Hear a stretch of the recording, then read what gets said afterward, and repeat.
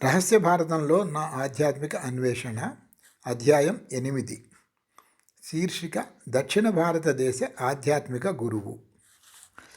మేము మద్రాసుకు వెళ్ళే రోడ్డు చేరేటప్పటికీ ఎవరో వచ్చి నా పక్కన నిలబడ్డారు. ఎవరా అని చూస్తే ఇందాక కుటీరంలో నా వెనక చేరిన సాధువు కనపడ్డాడు. ఆయన వాలకం చూసి నాతో ఏమైనా మాట్లాడాలనుకుంటున్నారా అని అడిగాను. అవును, మీరు మా దేశంలో ఏమి చేస్తున్నారో తెలుసుకోవచ్చా అని చక్కని ఇంగ్లీష్లో అడిగాడు. ఏమీ లేదు, ఊరికే యాత్రికుడిగా వచ్చాను. అతని ధోరణి నచ్చక అస్పష్టమైన సమాధానం ఇచ్చాను. మహిమాన్వితులైన మా యోగుల గురించి మీకు ఆసక్తి ఉంది, అవునా అన్నాడు అతను. అవును, కొంతవరకు నిజమే అన్నాను. నేను ఒక యోగిని అని ఆయన నిశ్చలంగా చెప్పాడు. ఎన్నాళ్ళ నుంచి మీరు ఈ సాధనలో ఉన్నారు అని ప్రశ్నించాను. 3 సంవత్సరాల నుంచి. మీరేమీ అనుకోకపోతే మిమ్మల్ని చూస్తే అలా అనిపించటం లేదు అన్నాను. ఆయన అకస్మాత్తుగా నిటారుగా నిలబడ్డాడు. నేను 7 సంవత్సరాలు బ్రిటిష్ చక్రవర్తి గారి సేనలో పనిచేశాను. నిజంగానా అని అడిగాను. నిజమే, నేను మెసపోటేమియా దండయాత్రలో పాల్గొన్నాను. యుద్ధం ముగిశాక నా తెలివితేటలు చూసి సైన్యంలోనే అకౌంట్స్ శాఖలోకి మార్చారు. తనని తానే పొగుడుకుంటున్న అతడిని చూస్తే నాకు నవ్వు వచ్చింది. కుటుంబ సమస్యల వల్ల సైన్యంలో నుంచి బయటకు వచ్చి నేను చాలా ఇబ్బందులు పడ్డాను. దానితో ఈ ఆధ్యాత్మిక మార్గం స్వీకరించి యోగినయ్యాను అన్నాడు. అతనికి నా విజిటింగ్ కార్డు ఇచ్చాను. మీ పేరేమిటో తెలుసుకోవచ్చా అని అడిగాను. నా పేరు సుబ్రహ్మణ్య. నేను అయ్యర్ కులానికి చెందినవాడిని. సుబ్రహ్మణ్య గారు, ఇందాక మౌనస్వామి కుటీరంలో ఉన్నప్పుడు మీరన్న మాటల అర్థం వివరించగలరా అని అడిగాను. అది వివరించాలనే నేను ఇందాకటి నుంచి ఎదురు చూస్తున్నాను. మీ సందేహాలన్నీ కూడా మా గురువు గారిని అడగండి. ఎందుకంటే ఆయన ఈ దేశంలో అందరికంటే గొప్ప జ్ఞాని, యోగులందరికంటే కూడా గొప్పవాడు అన్నాడు. మీరు భారతదేశమంతా తిరిగి చూశారా? గొప్ప యోగులందరినీ కలవకుండా ఈ విధంగా ఎలా చెప్పగలరు అని ఎదురు ప్రశ్నించాను. నేను కన్యాకుమారి నుంచి హిమాలయాల వరకు దేశమంతా తిరిగాను. చాలామంది గొప్ప వ్యక్తులని కలిశాను అన్నాడు. అలాగా? అవును, నిజంగా చెప్తున్నాను. మా గురువుగారి వంటి వ్యక్తిని నేను ఇంతవరకు చూడలేదు. ఆయన గొప్ప ఆధ్యాత్మికవేత్త. ఆయనని మీరు కలవాలని నా కోరిక అన్నాడు. ఎందుకు అని ప్రశ్నించాను. ఆయనే నాకు మీ వద్దకు దారి చూపించారు కాబట్టి. ఆయన శక్తి వల్లే మీరు భారతదేశం వైపు ఆకర్షించబడ్డారు అన్నాడు. ఈ అతిశయోక్తులు విని నాకు అతని మీదున్న సదభిప్రాయం పోయింది. ఆయన కంఠము, దుస్తులు, హావభావాలు అన్నీ చూస్తుంటే చాలా ఉద్వేగభరితమైన వ్యక్తిలాగా కనిపించాడు. అటువంటి వారిని భరించటం నా మనస్తత్వానికి సరిపడదు. మీరనేది నాకు అర్థం కావటం లేదు అని ముక్తసరిగా అన్నాను. సరిగ్గా 8 నెలల క్రితం నాకు వారితో పరిచయమైంది. 5 నెలల పాటు వారితో గడిపి నేను మళ్ళీ నా యాత్రలు కొనసాగించాను. అటువంటి వ్యక్తిని మీరు ఎక్కడా కలవలేరు. ఆయన ఆధ్యాత్మిక శక్తి ప్రభావంతో మీ మనసులోని ఆలోచనలు మీరు చెప్పకుండానే గ్రహిస్తారు. వాటికి సమాధానం కూడా ఇస్తారు. ఆయనతో కొద్ది కాలం గడిపితే చాలు, ఆయన ఆధ్యాత్మిక ఔన్నత్యం మీకు అవగతమవుతుంది అన్నాడు. నేను వారిని కలవటానికి ఆయన అనుమతిస్తారా అని ప్రశ్నించాను. తప్పకుండా, ఆయన అనుమతితోనే కదా నేను మీ వద్దకు వచ్చింది అన్నాడు. ఆయన ఎక్కడ ఉంటారు? అరుణాచలంలో దివ్యజ్యోతిని ప్రసరించే ఓ కొండ మీద ఉంటారు. అది ఎక్కడ ఉంది? ఇక్కడికి దక్షిణంగా ఉత్తర ఆర్కాడ్ ప్రాంతంలో ఉంది. నేను మార్గదర్శిగా ఉండి మిమ్మల్ని అక్కడికి తీసుకెళ్తాను. మా గురువు గారికి శాశ్వత సత్యం గురించిన జ్ఞానం ఉంది. ఆయన మీ సందేహాలు, సమస్యలు అన్నిటినీ దూరం చేస్తారు నమ్మకంగా చెప్పాడు ఆయన. వింటుంటే నాకు ఆసక్తిగానే ఉంది. కానీ ప్రస్తుతానికి ఈ ప్రయాణం కుదరదు. అతి త్వరలోనే ఈశాన్య భారతానికి వెళ్ళటానికి నేను నిర్ణయించుకున్నాను. అప్పుడే సామాను సర్దుకోవడం కూడా అయిపోయింది. అక్కడ నాకు 2 ముఖ్యమైన పనులున్నాయి అన్నాను. కానీ ఈ ప్రయాణం ఇంకా ముఖ్యమైనది అన్నాడు ఆయన. క్షమించాలి, మనం చాలా ఆలస్యంగా కలుసుకున్నాము. నా ప్రయాణ సన్నాహాలు మార్చడం కుదరదు. నేను మళ్ళీ దక్షిణ భారతదేశానికి వస్తాను, అప్పుడు చూద్దాం. ప్రస్తుతానికి అవకాశం లేదు అన్నాను. ఆ యోగి ముఖంలో అసంతృప్తి స్పష్టంగా గోచరిస్తోంది. మీరు మంచి అవకాశం కోల్పోతున్నారు అయినా అంటున్నాడు. కానీ ఆయన అనవసరమైన సంభాషణ మొదలెడుతున్నాడని భావించి ఆయన చెప్పేది వినకుండా, కృతజ్ఞతలు, నేను ఇంక వెళ్ళాలి. మీ ఆహ్వానం తిరస్కరిస్తున్నందుకు క్షమించాలి, అసహనం వ్యక్తం చేస్తూ నేను అన్నాను. మీ తిరస్కారాన్ని స్వీకరించడానికి నేను తిరస్కరిస్తున్నాను, పట్టుదలగా అన్నాడతను. రేపు రాత్రి నేను మళ్ళీ మిమ్మల్ని కలుస్తాను. అప్పటికి మీ మనసు మార్చుకుంటారని ఆశిస్తాను అన్నాడు. అక్కడితో మా సంభాషణ ముగిసింది. నేను ఇంటికి చేరాక నేనేమన్నా తప్పు నిర్ణయం తీసుకుంటున్నానా అనే ఆలోచన మొదలైంది. ఈయన తన గురువుగారి గురించి చెప్పేదానిలో సగం నిజమున్నా అతడు చెప్పినట్లు దక్షిణ దేశానికి ఎంత కష్టమైన ప్రయాణమైనా చెయ్యొచ్చు. అయితే ఇదివరకు ఈ విధంగా తమ గురువుల గురించి ఎంతో గొప్పగా చెప్పిన శిష్యులు అనేకులు నాకు తటస్థించారు. వారి మాటలు విశ్వసించి వెళ్ళి చూస్తే పాశ్చాత్య ప్రమాణాల ప్రకారం శాస్త్రీయ నిరూపణకి నిలిచేవారు ఒక్కళ్ళు దొరకలేదు. అదీగాక రాత్రింబవళ్ళు విశ్రాంతి లేకుండా పనిచేస్తూ ఉండటంతో నిశ్చయమైన ఫలితాలు సందేహంగా ఉండే ఇటువంటి ప్రయాణాలకి నా మనస్సు మొగ్గు చూపడం లేదు. అయినా ఎక్కడో అంతర్లీనంగా తన గురువుగారి శక్తుల గురించి ఆ సాధువు చెప్పేది నిజమేమోననే సందేహం నన్ను వదలటం లేదు.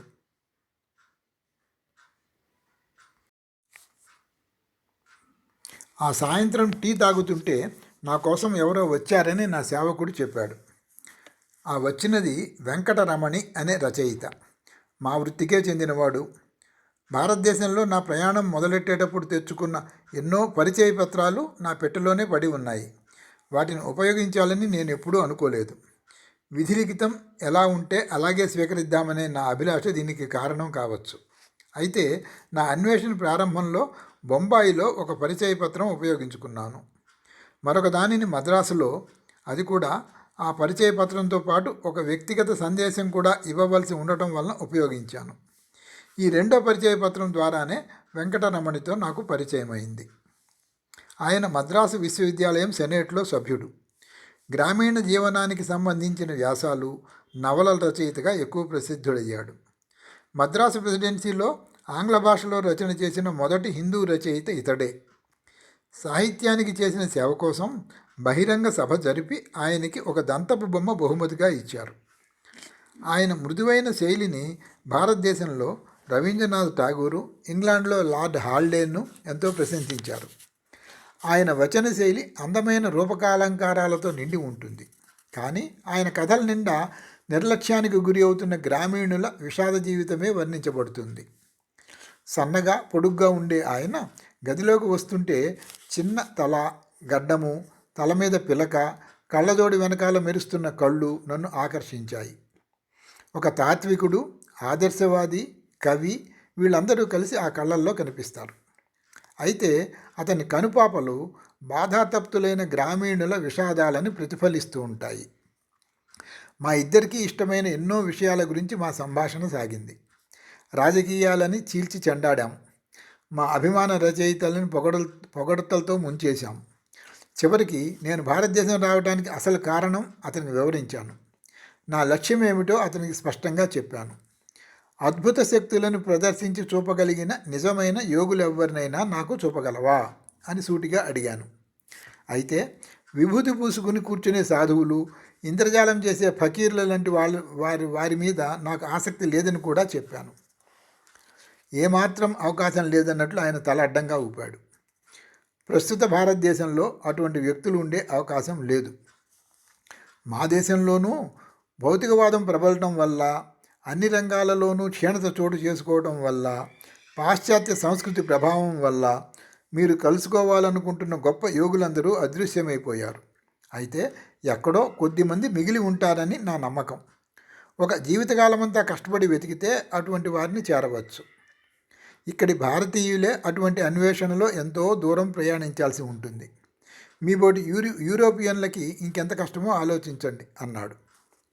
అంటే అటువంటి ఆశ పెట్టుకోవద్దనే మీ ఉద్దేశమా అన్నాను. ఎవరు చెప్పగలరు, మీ అదృష్టం బాగుండవచ్చు. అసంకల్పితంగా ఆయనను ఒక ప్రశ్న అడిగాను. ఉత్తర ఆర్కాట్ కొండలలో నివసించే ఒక మహనీయుడి గురించి మీకేమైనా తెలుసునా? తనకు అటువంటి వారెవరూ తెలియదని ఆయన చెప్పాడు. మేము మళ్ళీ మా సాహిత్య చర్చలో మునిగిపోయాం. ఆయనకి సిగరెట్ అందించబోయాను, కానీ ఆయన వద్దన్నాడు. నేను సిగరెట్ వెలిగించి టర్కీ పొగాకు రుచిని సువాసనని ఆస్వాదిస్తుంటే వెంకటరమణి హిందూ సంస్కృతిలో అదృశ్యమవుతున్న ఉత్తమాదర్శాల గురించి ఎంతో ఉద్వేగంతో చెబుతున్నాడు.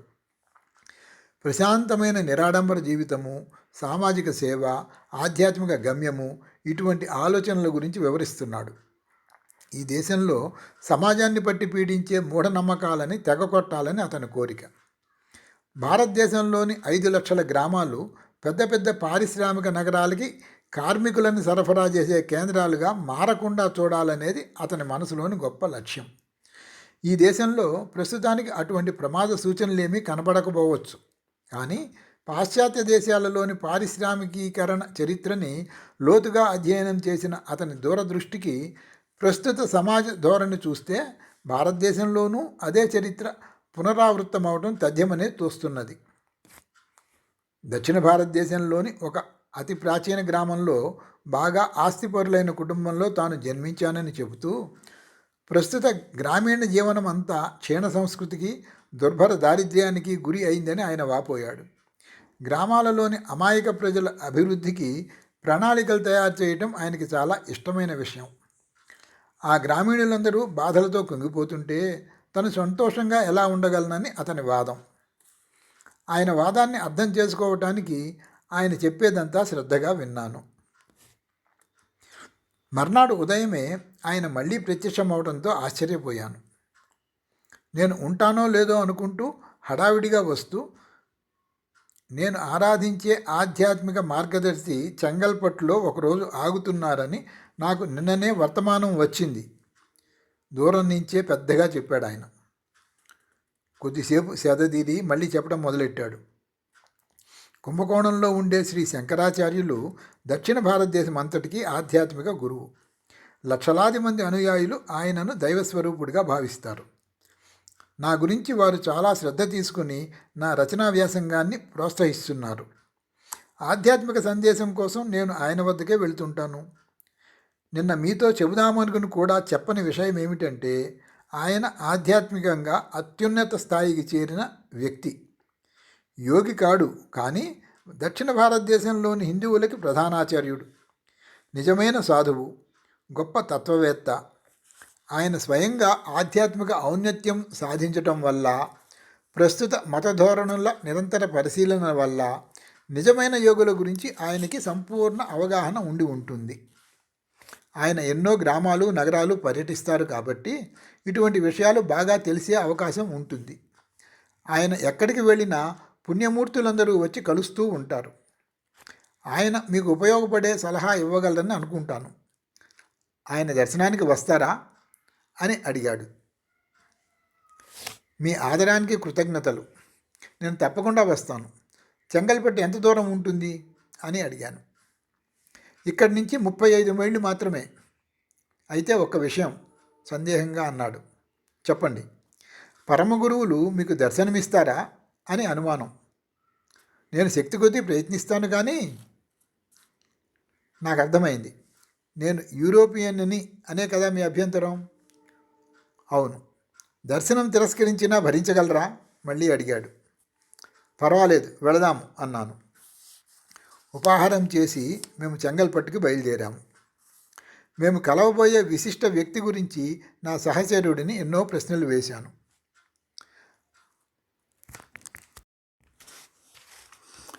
నేను తెలుసుకున్నది ఏమిటంటే, ఆహారం విషయంలోనూ వస్త్రధారణ విషయంలోనూ శంకరాచార్యులు సన్యాసులలాగా చాలా సామాన్య జీవితమే గడుపుతారు.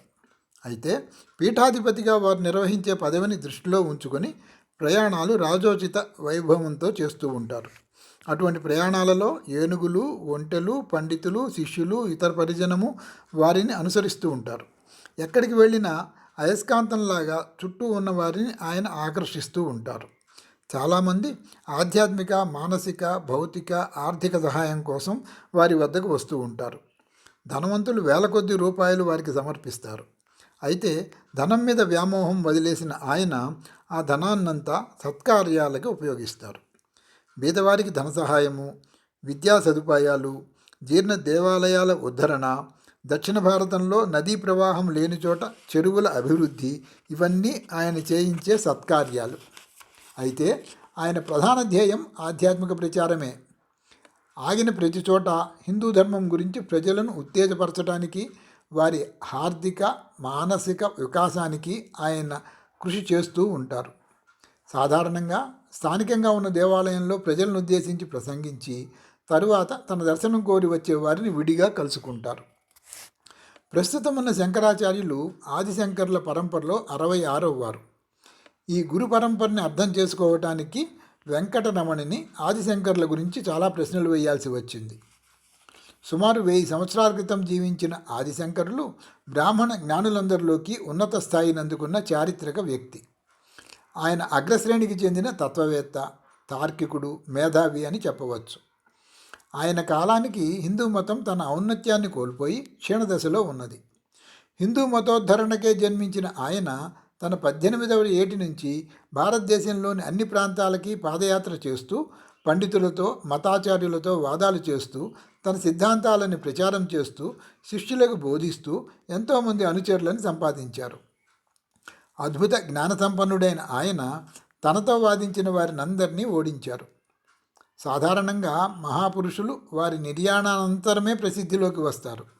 అయితే శంకరాచార్యుల జీవితకాలంలోనే ప్రజలు ఆయనను ఒక దైవాంశ సంభూతుడిగా కీర్తించి గౌరవించారు. ఆయనకి చాలా లక్ష్యాలుండేవి. దేశంలోని ముఖ్యమైన మతానికి ఆచార్యుడైనా కూడా ఆ మతంలోని హానికరమైన సంప్రదాయాలని ఆయన తిరస్కరించారు. ఆడంబరమైన కర్మకాండ కంటే ధర్మవర్తనానికి ఎక్కువ ప్రాముఖ్యం ఇచ్చారు. తన తల్లి మరణించినప్పుడు సనాతనులను ఎదిరించి సంఘ బహిష్కారాన్ని లెక్క చేయకుండా ఆమె ఉత్తర క్రియలు నిర్వహించారు. వర్ణ వ్యవస్థని నిరసించిన బుద్ధుడికి తగిన వారసుడని అనిపించుకున్నారు. పండితులను వ్యతిరేకించి మానవులుగా జన్మించిన వారందరూ జాతి వర్ణ వ్యత్యాసం లేకుండా భగవద్ అనుగ్రహం పొందటానికి, పరమ సత్యాన్ని గ్రహించటానికి అర్హులే అని ప్రవచించారు. తాను ఏ మతాన్ని ప్రత్యేకంగా స్థాపించకపోయినా అన్ని మతాలు భగవంతుని చేరడానికి దారి చూపగలవని బోధించారు. తన వాదాన్ని బలపరుచుకోవటానికి సూక్ష్మ దృష్టితో సమగ్రమైన అద్వైత వేదాంత మార్గాన్ని ప్రతిపాదించారు. భారతదేశంలోని అన్ని నగరాలలోని పండితులు గౌరవించే విధంగా వేద విజ్ఞానానికి సంబంధించిన సాహిత్య సంపదని సృష్టించారు. వ్యాఖ్యానించటంలో విభేదాలున్నా ఇప్పటికీ పండితులందరూ వేదాంత మత విషయాలలో ఆయన సంప్రదాయాన్ని శిరసావహిస్తారు. దండకమండలాలు, కాషాయ వస్త్రాలు మాత్రమే ధరించి ఆయన భారతదేశమంతటా పర్యటించారు. ఎంతో దూరదృష్టితో భారతదేశం 4 దిక్కులలోనూ 4 ఆచార్య పీఠాలు స్థాపించారు. ఉత్తర భారతదేశంలో బద్రీనాథ్లోనూ, తూర్పున పూరిలోనూ అటువంటి పీఠాలున్నాయి. తన కార్యక్రమాలన్నిటికీ కేంద్రంగా దక్షిణ భారతదేశంలో ఒక మఠము, ఒక దేవాలయము స్థాపించారు. అందుకనే హిందువులకి ఇప్పటికీ దక్షిణ భారతదేశం ఒక పవిత్ర ప్రదేశంగా పరిగణించబడుతోంది. ప్రతి సంవత్సరము వర్షాకాలం పూర్తి కాగానే ఈ పీఠాల నుంచి సాధువుల సమూహాలు బయలుదేరి శంకర్ల సందేశాన్ని దేశమంతటా ప్రచారం చేస్తూ ఉంటాయి. ఆదిశంకర్లు 32 సంవత్సరాల అల్పప్రాయంలోనే మరణించారు. ఆయన మరణించలేదని, అదృశ్యమయ్యారనే ఐతిహ్యం కూడా ప్రచారంలో ఉంది. ఇవాళ నేను కలవబోతున్న విశిష్ట వ్యక్తి ఆ ఆదిశంకర్ల బోధనలని, సంప్రదాయాలని కొనసాగిస్తున్నారని తెలిసినప్పుడు నేను ముందే తెలుసుకున్న సమాచారం మరింత విలువైనదని అనిపించి సంతోషం వేసింది. ఆదిశంకర్లు తాను ఛాయలాగా వెన్నంటి ఉండి తన శిష్య పరంపర ద్వారా ధార్మిక ప్రచారాన్ని పర్యవేక్షిస్తూ ఉంటానని మాట ఇచ్చారట. ఇటువంటి కథనమే టిబెట్లోని లామా గురువుల గురించి కూడా వింటూ ఉంటాము. సామాన్యంగా చరమావస్థలో ఉన్న పీఠాధిపతులు తమ వారసుడిని ప్రకటిస్తారు. సాధారణంగా అటువంటి వారసుడు చిన్న బాలుడై ఉంటాడు. ఆశ్రమంలోని దిగ్ధంతులైన పండితులు ఈ బాలునికి పీఠాధిపత్యానికి కావలసిన అన్ని విషయాలలోనూ శిక్షణ ఇస్తారు. ఈ శిక్షణ శాస్త్ర మత విషయాలకే పరిమితం కాకుండా యోగ ధ్యాన పద్ధతులపై కూడా ఉంటుంది. అక్కడి నుంచి ప్రజాసేవలో వారి ప్రస్థానం ప్రారంభమవుతుంది. ఆదిశంకర్ల పరంపరలో అనేక శతాబ్దాల నుంచి వచ్చిన ఆచార్యులందరూ తమ పవిత్ర నిస్వార్థ వర్తనం వల్లనే ప్రజల నుంచి అత్యున్నతమైన గౌరవాదరాలు పొందగలిగారు. ఈ వివరాలన్నీ చెబుతున్నప్పుడు వెంకటరమణి ప్రస్తుతం ఉన్న శంకరాచార్యుల అద్భుత శక్తుల గురించిన కథనాలెన్నో చెప్పాడు. ఎన్నో సంవత్సరాల నుంచి కీళ్ల వ్యాధితో కదలలేక మంచాన పడి ఉన్న తన బంధువు ఒకరు ఆశ్చర్యకరంగా శంకరాచార్యులు అతని శరీరాన్ని తాకి దీవించిన 3 గంటల లోపలే కోలుకొని మంచం దిగి సామాన్య స్థితికి చేరటం కూడా వాటిలో ఒకటి.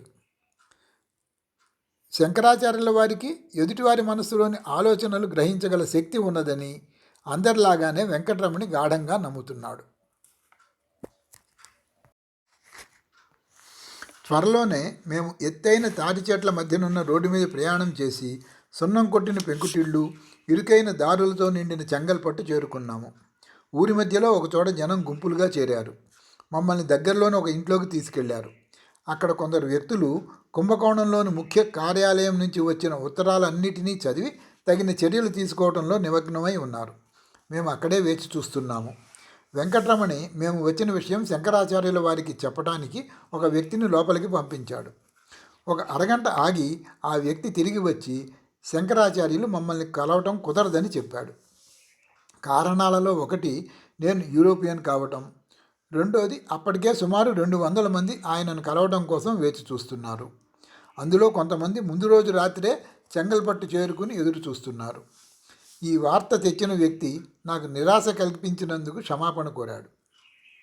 నేను పరిస్థితులతో రాజీ పడ్డాను. కానీ వెంకటరమణి శంకరాచార్యులతో తనకి ఉన్న పరిచయం వల్ల ఎలాగోలా ఆయన దర్శనం చేసుకుని నా గురించి మళ్ళీ ప్రయత్నం చేస్తానన్నాడు. వెంకటరమణి వరుసలో ఉన్న వారిని తప్పించుకుని వెళుతుంటే చాలామంది అసంతృప్తి వ్యక్తం చేశారు. వారికి సర్ది చెప్పి లోపలికి వెళ్ళి కొద్దిసేపటిలోనే అతడు నవ్వుతూ తిరిగి వచ్చాడు. శంకరాచార్యులు నీ కోసం నియమం సడలించారు. 1 గంట సేపట్లో నిన్ను కలుసుకుంటారు అని చెప్పాడు. ఈ గంటలో నేను గుడి అంతా చూసి వచ్చాను. ఏనుగులని, ఒంటెలని నీళ్లు తాగించడానికి తీసుకెళ్తున్న సేవకులతో కాసేపు ముచ్చటించాను. వారిలో ఒకతను పీఠాధిపతులు అధిరోహించే భద్రగజాన్ని, విలువైన జలతారు పట్టుబట్టలతో అలంకరించిన అంబారీని చూపించాడు. గురువుల వద్దకు వట్టి చేతులతో పోరాదనే నియమం గుర్తుకు వచ్చింది. బజార్లో బత్తాయి పళ్ళు, పూలు కొనుక్కుని వెనక్కి బయలుదేరాను. ద్వారం వద్దకు రాగానే చెప్పులు తీసివేయమని వెంకటరమణి గుర్తు చేశాడు. అలాగే వదిలేసి లోపలికి నడిచాను. సన్నని ద్వారంలో నుంచి వెళ్ళి వెలుతురు తక్కువగా ఉన్న ఒక గదిలో ప్రవేశించాము. గది చివరిదాకా నడిచి అక్కడ ఉన్న పవిత్రమూర్తికి నేను తెచ్చిన పళ్ళు, పూలు అర్పించి నమస్కరించాను. ఈ విధంగా ఫలపుష్పాలు సమర్పించటంలో గౌరవ ప్రదర్శనే కాదు, ఒక విధమైన కళాభివ్యక్తి కూడా ఉంటుంది. అందుకే ఈ సమర్పణ పద్ధతి నాకు చాలా నచ్చింది. హిందూ మతంలో పోప్ వంటి వ్యవస్థ లేదు. మనం పోప్ని ఆరాధించినట్లుగా దక్షిణ భారతదేశ హిందువులందరూ ఆరాధించే మహనీయుడి సమక్షంలో నేను నిలబడ్డాను. నేను ఆయన వంక పరిశీలనగా చూశాను. పొట్టిగా కాషాయ వస్త్రాలలో ఉన్న ఆయనకి 40 సంవత్సరాల వయసు ఉండవచ్చు. అయితే ఆయన జుట్టు అప్పుడే నెరిసిపోవడం చూసి నాకు ఆశ్చర్యం వేసింది. గోధుమ వర్ణంలో మంచి వర్చస్సుతో ఉన్న ఆయన ముఖం నా మనోఫలకం మీద ముద్రపడిపోయింది. ఆయన చాలా సామాన్యంగానే కనిపిస్తున్నా విశాలమైన ఆయన కళ్ళు ఏదో అలౌకిక కాంతిని ప్రసరిస్తూ అందంగా ఉన్నాయి. మధ్యయుగాలలోని క్రైస్తవ మతాచార్యుల వంటి ప్రశాంత వదనం వారిది. అదనంగా ఈయన ముఖంలో వివేకం ప్రత్యేక ఆకర్షణగా నిలుస్తోంది. మన పాశ్చాత్య దేశాలలో చెప్పుకునేటట్లు ఆయన కళ్ళల్లో ఒక స్వాప్నికుడు దర్శనమిస్తున్నాడు. ఉత్త స్వాప్నికుడు మాత్రమే కాదు, ఆ స్వప్నాల్ని సాకారం చేసుకునే దృఢ వ్యక్తిత్వం కూడా ఆయన కళ్ళల్లో ప్రతిఫలిస్తోంది. తమరు నా మీద చూపించిన ఆదరణకి కృతజ్ఞతలు అంటూ సంభాషణ ప్రారంభించాను. ఆయన నా మిత్రుడి వైపు తిరిగి స్థానిక భాషలో ఏదో అన్నారు. వారికి మీ ఆంగ్లం అర్థమవుతుంది, కానీ వారి ఆంగ్లం మీకు అర్థం కాదేమోనని సందేహం. అందుకని నన్ను అనువదించమని చెబుతున్నారు అన్నాడు. ప్రారంభంలో మా సంభాషణ ఆయన గురించి కంటే నా గురించే ఎక్కువగా జరిగింది. అందుకని దానిని వివరించకుండా వదిలేస్తాను. భారతదేశంలో నా అనుభవాల గురించి ఆయన అడిగారు.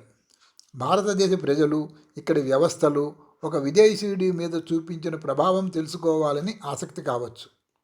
నాకు కలిగిన యథార్థాభిప్రాయాలు, పొగడ్తలు, విమర్శలు కూడా నిర్భయంగా వెలిబుచ్చాను. తరువాత చాలా ఇతర విషయాలు మాట్లాడుకున్నాము. ఆధునిక ప్రపంచ వ్యవహారాలపై ఆయనకు ఉన్న చక్కని అవగాహన చూసి, అందుకు కారణం ఆయన క్రమం తప్పకుండా ఆంగ్ల దినపత్రికలు చదవటమేనని తెలిసి నా ఆశ్చర్యానికి అంతులేదు. లండన్లోని రాజప్రాసాదాలలో జరిగే సంభాషణలు, యూరప్లోని ప్రజాస్వామ్య దేశాలు ఎదుర్కొంటున్న బాలారిష్టాలు ఆయనకి కరతలా మలకాలు. వెంకటరమణి శంకరాచార్యుల వారికి గల భవిష్య దర్శన శక్తి గురించి చెప్పిన సంగతి నాకు జ్ఞప్తికి వచ్చింది. ప్రపంచ భవిష్యత్తుపై వారి అభిప్రాయం తెలుసుకుందామనిపించింది. ప్రపంచంలోని రాజకీయ ఆర్థిక పరిస్థితులు ఎప్పటికి మెరుగుపడతాయని మీ ఉద్దేశం అని అడిగాను. మెరుగైన పరిస్థితులు అంత త్వరగా రావు. అందుకు ఇంకా సమయం పడుతుంది. ప్రపంచ దేశాలన్నీ మారణాయుధాలపై పెట్టే ఖర్చు పెంచుకుంటూ పోతే పరిస్థితులు ఎలా మెరుగవుతాయి అని ఎదురు ప్రశ్నించారు ఆయన. నిరాయుధీకరణ గురించి ప్రస్తుతం చాలా చర్చలు జరుగుతున్నాయి కదా, అవి ఫలిస్తాయా అన్నాను. మీరు యుద్ధ నౌకలు, ఫిరంగులు అన్నీ తీసి పారేసినా యుద్ధాలు ఆగవు. చేతిలో కర్రలున్నా కూడా ప్రజలు పోట్లాడుకుంటూనే ఉంటారు. మరి పరిస్థితులు మెరుగుపడాలంటే ఏమి చేయాలి? దేశానికి మధ్య, ధనవంతుడికి బీదవాడికి మధ్య ఆధ్యాత్మికమైన సానుభూతి, ఏకీభావము కుదరటం తప్ప మరి ఇంకేది కూడా ప్రపంచానికి శాశ్వతమైన శాంతి సౌభాగ్యాలు అందించలేదన్నారు ఆయన. అది జరిగే పని అనుకోను. అంటే భవిష్యత్తు నిరాశాపూరితమేనన్నమాట అన్నాను. ఆయన కొద్దిగా ఆలోచించి, పైన భగవంతుడు ఉన్నాడు కదా అన్నారు. ఉన్నా కూడా మనకి అందుబాటులో లేడు, ఎక్కడో దూరాన ఉండి ఉంటాడు నేను ఖండిస్తూ అన్నాను. భగవంతుడికి మనపై అపారమైన కరుణ ఉన్నది, చాలా నెమ్మదిగా అన్నారు ఆయన.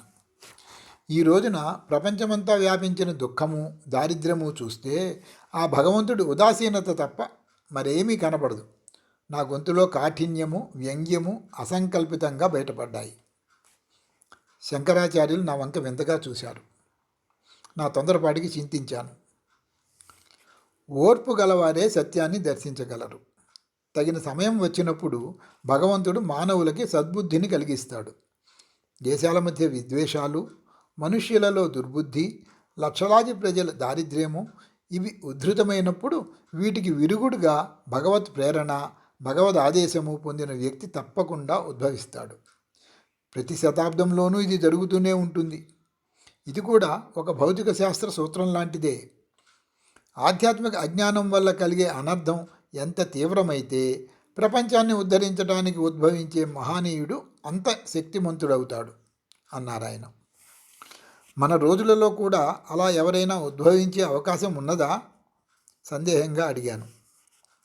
మన శతాబ్దిలో ఆయన నా మాట సరిచేశారు. తప్పకుండా జరుగుతుంది. ఆధ్యాత్మిక అంధకారం ప్రపంచాన్ని చాలా దట్టంగా అలుముకుని ఉంది. భగవంతుని నిర్దేశం పొందిన మహనీయుడు తప్పకుండా అవతరిస్తాడు. ఆ అవసరం చాలా ఉన్నది అన్నారు ఆయన. అయితే మానవులు పతనోన్ముఖులైనారని మీ ఉద్దేశమా అని మళ్ళీ ప్రశ్నించాను. నేను అలా అనుకోను. మనిషిలో అంతర్గతంగా ఉండే భగవత్ చింతన అతడిని తిరిగి దేవుని వద్దకు చేరుస్తుంది అన్నారు ఆయన. నాకు మన మహానగరాలలో ఉండే వీధి రౌడీలు గుర్తుకు వచ్చారు. మా పాశ్చాత్య నగరాలలో అల్లరి మూకలు అంతర్గతంగా రాక్షసాంశ ఉన్నట్లు ప్రవర్తిస్తారు అన్నాను. వ్యక్తులని విమర్శించే ముందు వారు పుట్టి పెరిగిన వాతావరణాన్ని గమనించండి. చుట్టూ ఉన్న పరిస్థితులు మంచి వ్యక్తులను కూడా దుర్మార్గులుగా మారుస్తాయి. అక్కడ మీ దేశాలలోనూ ఇక్కడ మా దేశాలలోనూ ఇది సాధారణమే. అందుకని సంఘంలోనే మార్పు రావాలి. భౌతికవాద దుష్ఫలితాలని ఆదర్శవాదం సరిదిద్దాలి. ప్రపంచ సమస్యల పరిష్కారానికి అది తప్ప మరో మార్గం లేదు. ఈ దేశాలు పడుతున్న అంతర్మథనమంతా ఓటమి నుంచి విజయం వైపు చేసే ప్రస్థానమే అన్నారు ఆయన.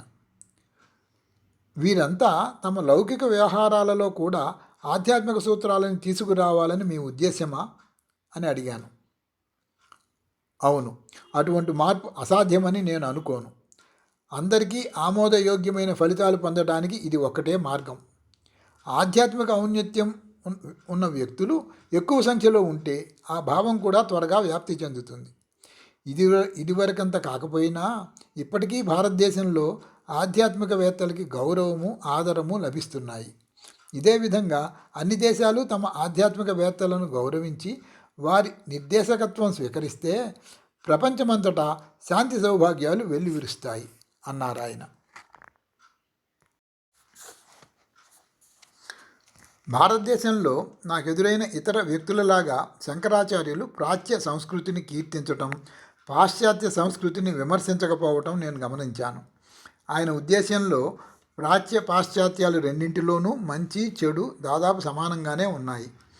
రాబోయే రోజులలో వివేకవంతులు ఆసియా, యూరపు రెండు ఖండాలలోని సంస్కృతుల నుంచి మంచి పద్ధతులను గ్రహించి మెరుగైన నూతన సామాజిక జీవనానికి పునాదులు వేస్తారని ఆయన ఆకాంక్ష.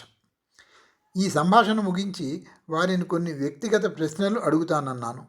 ఆయన వెంటనే అంగీకరించారు. స్వామివారు పీఠాధిపత్యాన్ని స్వీకరించి ఎన్ని సంవత్సరాలైంది అని అడిగాను. 1907లో స్వీకరించాను. అప్పటికి నాకు 12 ఏళ్ళు.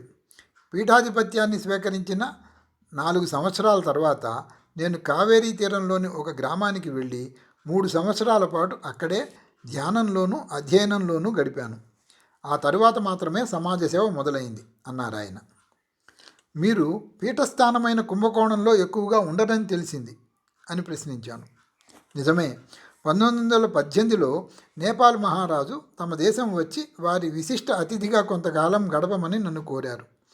ఆ ఆహ్వానం మన్నించి నేను ఉత్తరంగా నేపాల్కి ప్రయాణం మొదలెట్టాను. కానీ పీఠాధిపతిగా మాకు ఒక సంప్రదాయం ఉంది. మేము ప్రయాణించే మార్గంలో గల అన్ని గ్రామాలు, నగరాలలో బస చేసి అక్కడి దేవాలయాలలో ఉపన్యసించి ప్రజలకు బోధ చేయాలి. ఈ నియమం వలన నేను బయలుదేరి చాలా సంవత్సరాలైనా ఇప్పటికి కొన్ని 100 మైళ్ళు మాత్రమే ప్రయాణం చేయగలిగాను అన్నారు ఆయన. తర్వాత నేను నా అన్వేషణ గురించి చెప్పాను. నేను ఇంతవరకు కలిసిన యోగుల గురించి, ఇతర మహనీయుల గురించి నన్ను అడిగారు. నేను చొరవ తీసుకుని ఇలా అన్నాను. యోగశాస్త్రంలో ఉన్నత స్థాయిని అందుకుని దానికి నిదర్శనం చూపించగల మహనీయులని కలవాలని నా ఆశయం. నేను అడిగినప్పుడల్లా ఈ దేశంలోని గురువులు ఉపన్యాసాలను ఇచ్చి ఆపేస్తున్నారే కానీ నిదర్శనం చూపించలేకపోతున్నారు. నేను అడుగుతున్నది అంత కష్టమైనదా అన్నాను. ఆయన కొద్దిసేపు ఆలోచించి ఇలా అన్నారు. యోగశాస్త్రంలో ఉన్నత స్థాయిని అందుకోవటం లక్ష్యంగా చేసుకుంటే నువ్వు ఆశిస్తున్నది కష్టం కాదు. దానికి మనఃపూర్తిగా ప్రయత్నం చేస్తే చాలు. నీ దృఢ నిశ్చయం నాకు అర్థమవుతోంది. అంతకంటే మించి నీలో ఒక నూతన జ్ఞానజ్యోతి ఉద్దీపితమవుతున్న ఛాయలు ప్రస్ఫుటంగా గోచరిస్తున్నాయి. ఆ జ్యోతి నిశ్చయంగా నువ్వు కోరుకుంటున్న గమ్యానికి చేర్చగలదు అన్నారు ఆయన. ఆయన చెప్పింది పూర్తిగా అర్థం చేసుకున్నట్లు నాకే అనిపించలేదు. నా అన్వేషణ కోసం ఇంతవరకు నేను నా అంతఃసాక్షి మీదనే ఆధారపడ్డాను. మీ గ్రంథాలు కూడా అంతఃసాక్షిని మించిన దేవుడు లేడని చెబుతున్నాయి కదా అన్నాను. భగవంతుడు అన్ని చోట్ల ఉన్నాడు. విశ్వమంతా ఆవరించిన ఆ భగవంతుడిని నీ ఒక్కడికే ఎందుకు పరిమితం చేసుకుంటావు అని అడిగారు. నా వాదంలోని అసమంజసత్వం గ్రహించి సంభాషణ మార్చి నేను ఏ విధంగా కృషి చేయాలంటారు అని వారిని అడిగాను. నీ యాత్రను కొనసాగించు. యాత్ర పూర్తి అయ్యాక నువ్వు కలిసిన యోగులు, మహనీయులు అందరి గురించి ప్రశాంతంగా ఆలోచించు. వారిలో నీ మీద గాఢమైన ప్రభావం చూపిన వారెవరో గుర్తించు. తిరిగి ఆయన వద్దకు వెళితే ఆయన నీకు సరైన ఉపదేశం ఇవ్వగలరు అన్నారు. ఆయన భాషణలోని పవిత్రత నన్ను కట్టిపడేసింది. నా సందేహం ఇంకా తీరలేదు. నేను కలిసిన వారిలో ఎవరూ నాపై ప్రభావం చూపకపోతే అప్పుడు నా పరిస్థితి ఏమిటి అని ప్రశ్నించాను. అప్పుడు భగవంతుడు స్వయంగా నీకు ఉపదేశం ఇచ్చే వరకు నీ అన్వేషణ కొనసాగించాలి. క్రమం తప్పకుండా ధ్యాన సాధన చేయాలి. ప్రేమ నిండిన హృదయంతో శాశ్వతానందాన్ని గూర్చి విచారణ చేయాలి. ఆత్మ గురించి నిరంతరాయంగా ఆలోచిస్తూ ఉంటే తప్పకుండా దానిని చేరతావు. ధ్యానానికి అన్నిటికంటే ఉషఃకాలం ఉత్తమమైనది. సంధ్యాకాలం కూడా అనుకూలమైనదే. ఆ సమయంలో ప్రపంచమంతా ప్రశాంతంగా ఉంటుంది. మనస్సుని నిశ్చలంగా ఉంచడం తేలికవుతుంది అన్నారు ఆయన.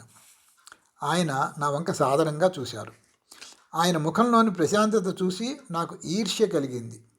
నా మనస్సుని అల్లకల్లోలం చేసే ఆలోచనలు ఆయన దరిదాపులకు కూడా చేరవలేవని అనుకుంటున్నాను. నా అన్వేషణలో విఫలమైతే మీ సహకారాన్ని ఆశించవచ్చునా అని వారిని ప్రశ్నించాను. ఆయన తల అడ్డంగా ఊపారు. ఈ పీఠాధిపత్యం వల్ల నా సమయం అంతా సమాజపరమైంది. నా వ్యవహారాలకే నాకు సమయం ఉండదు. కొన్ని సంవత్సరాలుగా నేను రోజుకి 3 గంటలు మాత్రమే నిద్రలో గడుపుతున్నాను. అటువంటప్పుడు నేను శిష్యులని ఎలా స్వీకరించగలను? శిష్యుల కోసం సమయం వెచ్చించగల గురువు నీకు అవసరం అన్నారు. నిజమైన గురువులు దొరకడం కష్టసాధ్యమని, అందులోనూ నాబోటి పాశ్చాత్యుడికి అది అసాధ్యమని అనిపిస్తోంది అన్నాను. నేను చెప్పిన దానికి అంగీకరిస్తున్నట్లు తల ఊపి ఇలా అన్నారు. సత్యం శాశ్వతమైనది. ప్రయత్నిస్తే దానిని దర్శించవచ్చు. మీకు తెలిసిన వారిలో ఉన్నత స్థాయి యోగం గురించి నాకు నిదర్శనం చూపగల సమర్థుడైన గురువు గారిని మీరు సూచించగలరా అని సూటిగా ప్రశ్నించాను. నా ప్రశ్న విని ఆయన చాలాసేపు మౌనం వహించారు. భారతదేశంలో నీ ఆశలు సఫలం చేయగలిగిన వారు 2 మాత్రమే నాకు తెలుసు. వారిలో ఒకరు కాశీలో ఉంటారు. జనావాసాలకు దూరంగా ఒక విశాలమైన భవనంలో తన ఉనికి ఎవరికీ తెలియకుండా ఆయన నివసిస్తున్నారు. ఆయనను చేరటానికి అతి కొద్ది మందికే అనుమతి లభిస్తుంది. పాశ్చాత్యులెవ్వరూ ఇంతవరకు ఆయనను కలిసిన దాఖలాలు లేవు. నేను ఆయన వద్దకు నిన్ను పంపగలను, కానీ పాశ్చాత్యుడివైన నిన్ను శిష్యుడిగా స్వీకరించడానికి ఆయన నిరాకరించే అవకాశం ఉంది అన్నారు ఆయన. మరి ఆ 2 ఆయన సంగతి? నాలో ఉత్కంఠ రేకెత్తుతోంది. ఆ 2 ఆయన దక్షిణ దేశం చివర సుదూరంగా ఉన్నారు. ఒక గొప్ప గురువు. నేను ఒకసారి దూరం నుంచి మాత్రమే ఆయనను చూశాను. నువ్వు ఆయన దగ్గరికి వెళితే బాగుంటుంది అన్నారు ఆయన. ఎవరాయన అని ప్రశ్నించాను. ఆయనని మహర్షి అంటారు. నేను ఆయనని కలవలేదు, కానీ ఆయన గొప్ప గురువని నాకు తెలుసు. నువ్వు ఆయనను గుర్తించడానికి వివరమైన సూచన ఇవ్వమంటావా అని ప్రశ్నించారు. ఆయన మాట పూర్తి కాకముందే నా మనఃఫలకం మీద ఒక దృశ్యం సాక్షాత్కరించింది. కాషాయ వస్త్రాలు ధరించి తన గురువుగారి వద్దకు నన్ను తీసుకెళదామని తీవ్ర ప్రయత్నం చేసిన యువకుడు ఆ దృశ్యంలో నాకు కనిపించాడు. అతడు అరుణాచలం అంటూ ఆ కొండ పేరు ఉచ్చరిస్తున్నాడు. కృతజ్ఞతలు, ఆ ప్రదేశానికి చెందిన ఒక వ్యక్తి నాకు తెలుసు అని స్వామివారికి చెప్పాను. మరి నువ్వు అక్కడికి వెళుతున్నావా? ఆయన వదలకుండా నన్ను ప్రశ్నించారు. నేను సందేహించాను. రేపు దక్షిణ భారతదేశం వదలటానికి నేను అన్ని ఏర్పాట్లు చేసుకున్నాను అస్పష్టంగా వారితో అన్నాను. అలా అయితే నువ్వు ఒక పని చేయాలి. సంతోషంగా చేస్తాను, చెప్పండి. మహర్షిని కలవకుండా నువ్వు దక్షిణ భారతదేశం వదిలి వెళ్ళనని మాట ఇవ్వాలన్నారు ఆయన. నాకు సహాయం చేయాలనే తపన ఆయన కళ్ళల్లో కనిపిస్తోంది. అలాగే అని నేను వాగ్దానం చేశాను. ఆయన నర్మగర్భంగా చిరునవ్వు నవ్వారు. నువ్వు ఆందోళన చెందకు, నువ్వు ఆశిస్తున్నది పొందుతావు అన్నారు. బయట సందర్శకులు చేసే శబ్దాలు అధికమైనాయి. మీ విలువైన సమయం తీసుకున్నాను, క్షమించండి.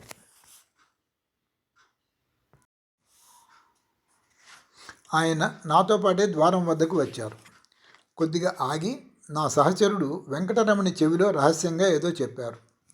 దాంట్లో నా పేరు మాత్రం నాకు అర్థమైంది. ద్వారం వద్ద నిలబడి ప్రణామం చేశాను. ఆయన నన్ను దగ్గరికి పిలిచారు.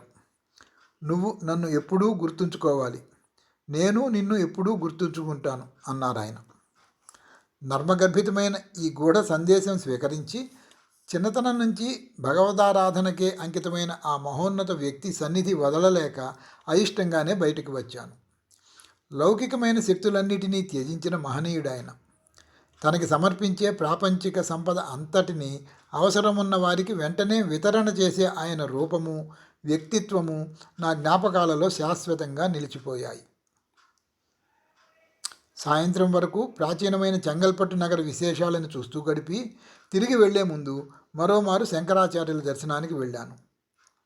అప్పుడు ఆయన నగరంలోని విశాలమైన దేవాలయంలో స్థానికులను ఉద్దేశించి ప్రసంగిస్తున్నారు. అంతమంది జనమున్నా ఎటు చూసినా నిశ్శబ్దం.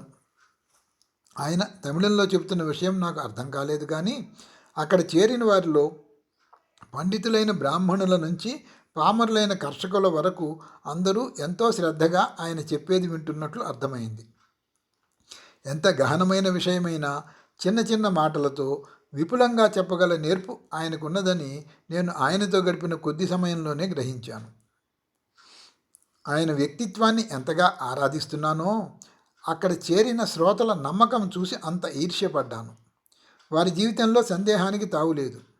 దేవుడు ఉన్నాడు అంటే అవును ఉన్నాడు అనే నమ్మకం తప్ప, జీవితం అంటే విశ్వంలోని భూమి అనే సూక్ష్మరేణువుపై మానవుడు చేసే యాత్ర అని, అక్కడ భగవంతుడనే వాడికి చోటు ఉండదని ఆలోచిస్తూ చీకటి రాత్రులు గడపడం వారికి తెలియదు.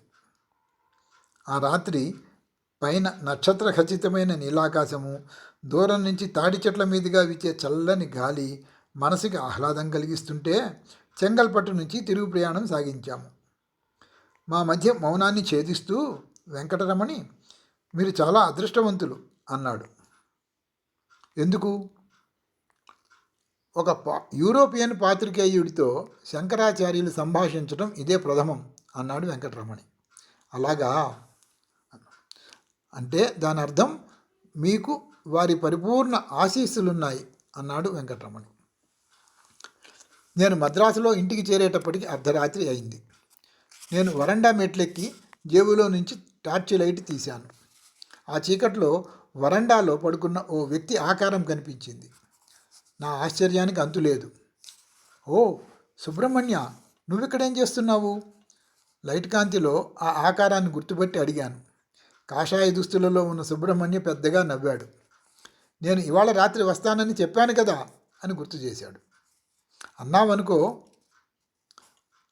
ఇద్దరం గడ్డిలోకి వెళ్ళగానే నేను ఒక ప్రశ్న అడిగాను. మీ గురువుగారు అన్నావే, ఆయనని అందరూ మహర్షి అని పిలుస్తారా? ఇప్పుడు ఆశ్చర్యపోవడం అతని వంతు అయింది. మీకెలా తెలుసు? ఆ పేరు మీకు తెలిసే అవకాశం లేదే అన్నాడు. అదంతే, నా ప్రయాణం మార్చుకుంటున్నాను. రేపు మనిద్దరం మీ గురువుగారి వద్దకు బయలుదేరదాం అన్నాను. చాలా సంతోషకరమైన వార్త చెప్పారు. అయితే అక్కడ ఎక్కువ కాలం ఉండలేను, కొద్ది కాలం మాత్రమే వీలవుతుంది అన్నాను. పడుకునే ముందు అరగంట సేపు అతనిని ఎన్నో ప్రశ్నలు అడిగాను. సుబ్రహ్మణ్య నేను ఇస్తానన్న పరుపు వద్దని చాప మీదే పడుకున్నాడు. మెల్లిగా నిద్రలోకి చేరుకున్న నాకు అకస్మాత్తుగా మెలకువ వచ్చింది. గదంతా చిమ్మ చీకటి. నా నరాలన్నీ ఉత్తేజితమైనాయి. నా చుట్టూ వాతావరణంలో ఏదో అదృశ్య శక్తి ఆవరించినట్లున్నది. దిండు కింద నుంచి గడియారం తీసి చూశాను. 3:15. నా పరుపు చివర మెరుస్తూ ఏదో ఆకారం కనబడుతోంది. నేను లేచి కూర్చుని దగ్గరగా చూశాను. ఎదురుగా శంకరాచార్యుల ముఖము, రూపము కనపడుతున్నాయి. చాలా స్ఫుటంగా కనిపిస్తున్నాయి. అది ఏదో భ్రమజనిత రూపం కాదు. నిండు శరీరంతో ఉన్న రూపమే నా ఎదురుగా ఉంది. నేను పొరబడటం లేదు. ఆయన చుట్టూ ఆవరించి ఉన్న అద్భుత కాంతి చీకటిలో మరింత ప్రకాశిస్తోంది. ఇది అసాధ్యం, నేను ఆయనని చెంగల్పట్టులోనే వదిలి వచ్చాను కదా అని నా మనసు ఘోషిస్తోంది. నిశ్చయం చేసుకోవడానికి గట్టిగా కళ్ళు మూసుకున్నాను. ఏమీ తేడా లేదు. ఇప్పుడు కూడా నేను ఆయనని ఎదురుగా స్పష్టంగా చూస్తూనే ఉన్నాను. స్నేహపూరితమైన ఆయన సాన్నిహిత్యం నాకు అనుభవంలోకి వచ్చింది. నేను కళ్ళు తెరిచి కాషాయ దుస్తులలో ఉన్న ఆ దయార్ద్ర హృదయుడికి అభివాదం చేశాను. చిన్నగా నవ్వుతున్న ఆయన పెదవులు ఇలా అన్నట్లు అనిపించింది. వినమ్రుడివై ఉండు, నువ్వు ఆశిస్తున్నది లభిస్తుంది. నా ఎదురుగా ఒక మానవ రూపమే ఎందుకు కనిపిస్తోంది? ఒక ఆత్మరూపంలోనో దయ్యం రూపంలోనో కనపడటం లేదేమిటి? ఈ నా ఆలోచనలకు అంతు లేదు. మెల్లిగా నా ఎదుట ఉన్న రూపం అదృశ్యమైంది. ఈ అలౌకిక దృశ్యం నాకెంతో ఉత్తేజాన్ని, సంతోషాన్ని కలిగించింది. దీనిని ఒక కలగా భావించాలా? కలే అయినా కూడా నాకు కలిగిన అనుభూతిని మర్చిపోలేను కదా. ఆ రాత్రికి ఇంక నిద్ర పట్టలేదు. మిగిలిన రాత్రి అంతా దక్షిణ భారతదేశ ప్రజలు భగవంతుని అంశగా భావించే శంకరాచార్యులతోటి నా కలయిక, సంభాషణ వీటి గురించి ఆలోచిస్తూ గడిపాను.